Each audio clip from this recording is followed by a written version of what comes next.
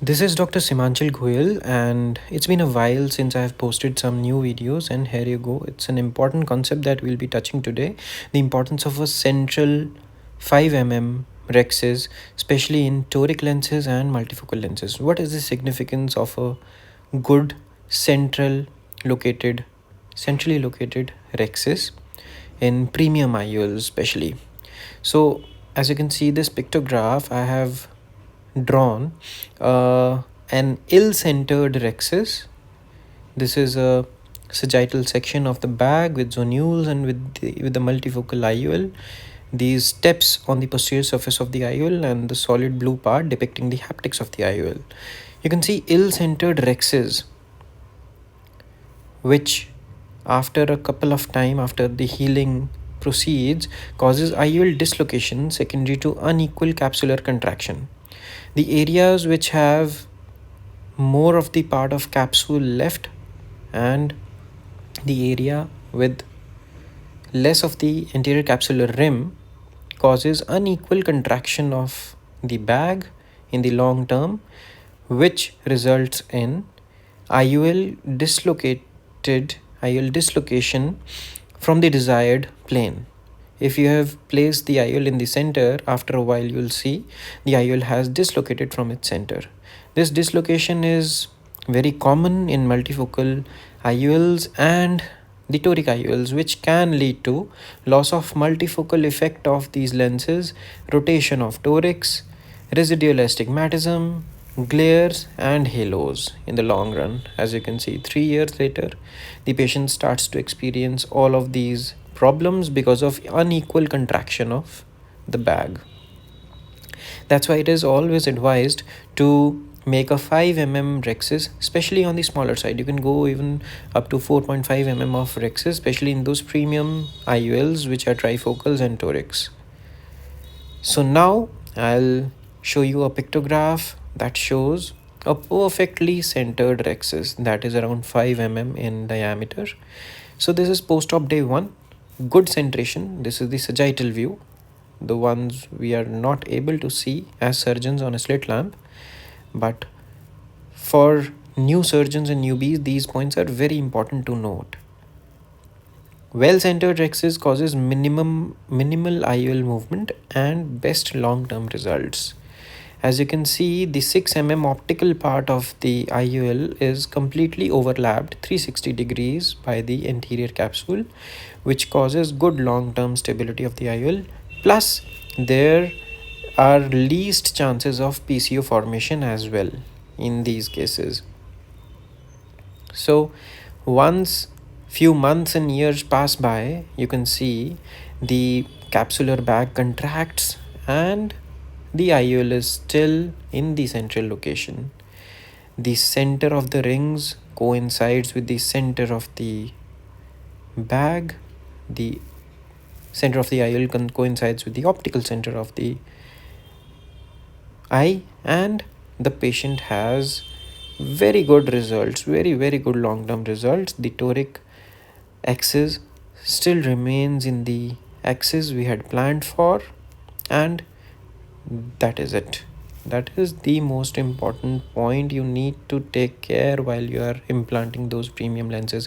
Early in your career you should note all these important points, because long-term stability of the IOL is something that you should go for.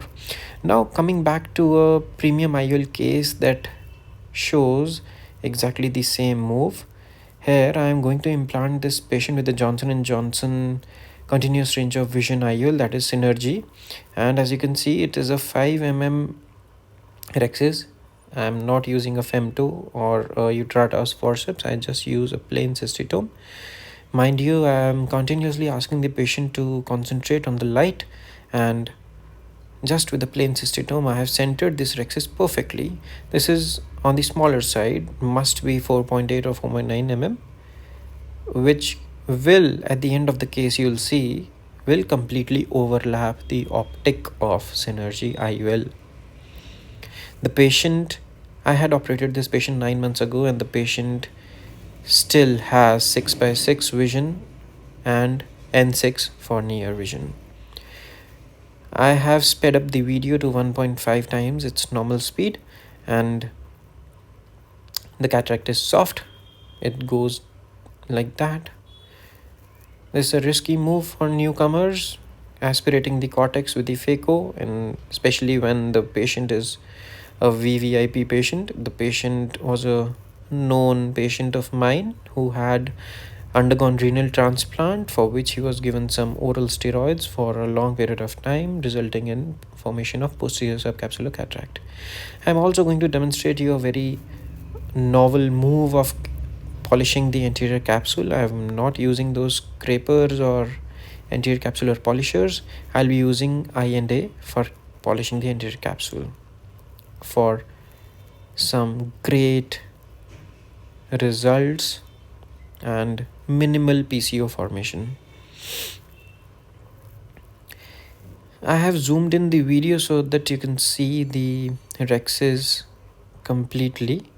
Although my hands are not as accurate as a FEM2 laser, but still I've managed to give this patient a good central circular Rhexis. And once I put in the IOL, you'll see the Rhexis margin completely overlaps the optic of the IOL. You can confirm the position of IOL movement when you see that on post-op day 1, the rings are centrally located in the pupillary center, and after 3 years or 2 years, the rings are still in the same location. That shows you that you have done a good surgery.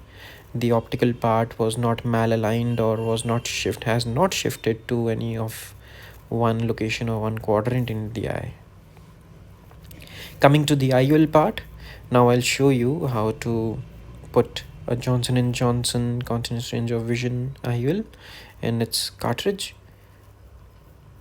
Just confirming the model and the make and the power we are going to implant in this patient. It's always a good move to confirm the position, confirm the power of the IOL, and that's it. I have taken a forceps, folding the leading haptic and the trailing haptic over the optic and pushing the IOL inside the cartridge, putting the cartridge in its titanium injector and coming back to the interior chamber of the eye. It's a simple case, but yes, the learning is very important in this case. Always try to make a Rhexis that is 5 millimeters or less than 5 millimeters in cases especially that are Torics and continuous range of vision monofocal, multifocals or trifocals.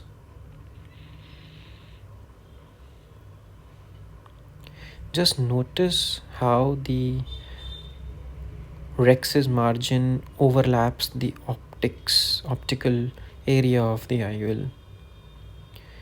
I'm thoroughly cleaning the visco so that the IOL has no chance to move in the bag once I close the anterior chamber. That is one of very important moves as well, especially when you are doing torics. Some surgeons even recommend to use co-visc in toric lenses because they feel the egress of visco would be much easier with cohesive viscoelastic rather than dispersive ones. And yes, I'm happy with the bag, integrity of the bag and the interior chamber. And yes, doing the hydration and one final touch, aligning the IOL with the Purkinje images.